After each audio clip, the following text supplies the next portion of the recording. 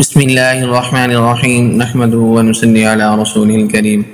محترم سامعین، اللہ تعالیٰ تمام مسلمانوں کے ساتھ خیر و عافیت والا معاملہ فرمائے۔ محترم سامعین، آج آپ کے ساتھ جو شیئر کرنے لگے ہیں وہ کلمہ طیبہ ہے۔ 3 کلمے آپ کے ساتھ شیئر کریں گے، ان کلموں کو یاد کریں۔ آپ کے ساتھ انشاءاللہ یہ شیئر کر رہے ہیں اور آپ یاد کر کے ان کو اپنی زندگی کا معمول بنا لیں۔ پہلے کلمے کے اندر اللہ کی جو ہے معبود کا ذکر ہے، دوسرے کلمے کے اندر اللہ وحدہ لا شریک ہے، تیسرے کلمے کے اندر اس کا جو ہے اللہ کی پاکی بیان کرنا ہے اور تمام تعریفیں اللہ ہی کے لیے ہیں۔ شروع کرتے ہیں۔ بسم اللہ الرحمن الرحیم۔ پہلا کلمہ طیب یعنی پاک۔ لا الہ الا اللہ محمد رسول اللہ۔ الفاظ ان کے غور سے سنیں تاکہ غلطی نہ ہو۔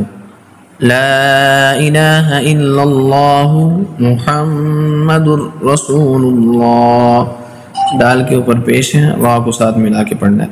لا الہ الا اللہ محمد رسول اللہ۔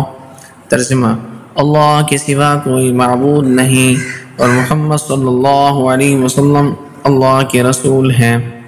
دوسرا کلمہ شہادت کا مطلب گواہی دینا۔ اشہد ان لا الہ الا اللہ وحدہ لا شریک لہ واشہد ان محمدا عبدہ ورسولہ۔ اشہد ان لا الہ الا اللہ وحدہ لا شریک لہ واشہد ان محمدا عبدہ ورسولہ۔ ترجمہ: میں گواہی دیتا ہوں یا دیتی ہوں اللہ کے سوا کوئی معبود نہیں، وہ اکیلا ہے، اس کا کوئی شریک نہیں، اور میں گواہی دیتا ہوں یا دیتی ہوں کہ محمد صلی اللہ علیہ وسلم اللہ کے بندے اور رسول ہیں۔ تیسرا کلمہ تمجید کا مطلب ہوتا ہے بزرگی۔ سبحان اللہ والحمد للہ ولا الہ الا اللہ واللہ اکبر ولا حول ولا قوة الا باللہ العلی العظیم۔ سبحان اللہ والحمد للہ ولا الہ الا اللہ واللہ اکبر ولا حول ولا قوة الا باللہ العلی العظیم۔ ترجمہ: میں اللہ کی پاکی بیان کرتا ہوں یا کرتی ہوں اور تمام تعریفیں صرف اللہ کے لیے ہیں اور اللہ کے سوا کوئی معبود نہیں۔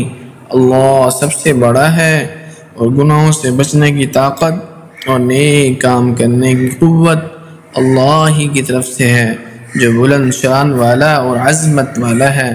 محترم سامعین، واقعی یہی بات ہے کہ نیکی کرنے کی توفیق بھی اللہ کی طرف سے ہے اور گناہوں سے بچنے کی توفیق بھی اللہ کی طرف سے ہے۔ انسان کا اپنا کوئی کمال نہیں ہوتا۔